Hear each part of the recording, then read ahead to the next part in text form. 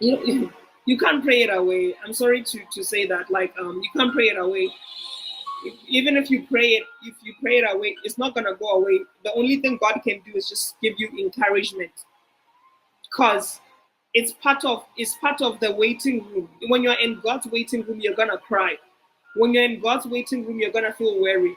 When you're in God's waiting room, you're gonna feel burdened. It doesn't even matter what you're standing for. It could be like maybe waiting for God to give you a baby, waiting for God to give you a job, whatever, just waiting for God for something. Once you're in the waiting room, you are going to cry, you are going to feel pain, you're going to go through all the roller coaster. Why? Because the Bible says weeping may endure for the night. You have to understand, while you are in the waiting room, the season is night time, right? It's night. So weeping endures for the night. God allows that weeping so that when joy finally comes in the morning, you will appreciate that joy. You will know that it was from God. So you can't pray away a season.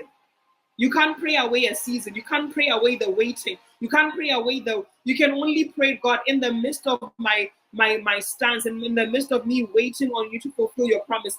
Like, strengthen me, Lord. Strengthen me. I need your strength. I need you to help me overcome my unbelief. I need you to help me to. That's the prayer to pray. But if you're praying for it to go away, God is not gonna take away a season. No, because it's necessary for where you're going. You have to understand, like, it's part of your testimony.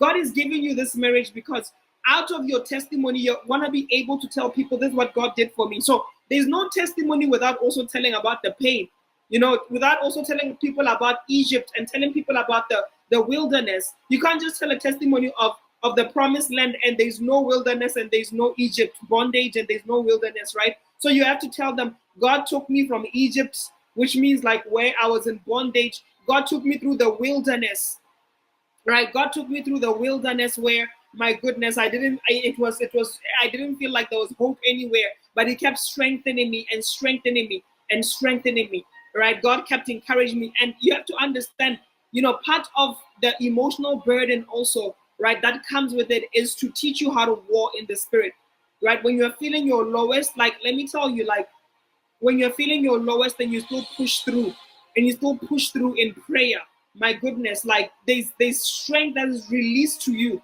like a different kind of strength. It's like the same. Oh, God is taking me to Elijah. I believe it's Elijah, after he called down fire and the prophets of Baal, they were killed. Sorry, yes, the prophets of Baal were killed. But now Jezebel was after Elijah. He got to a point where he was emotionally burdened, and the kind of prayer he was praying was like, God, just take me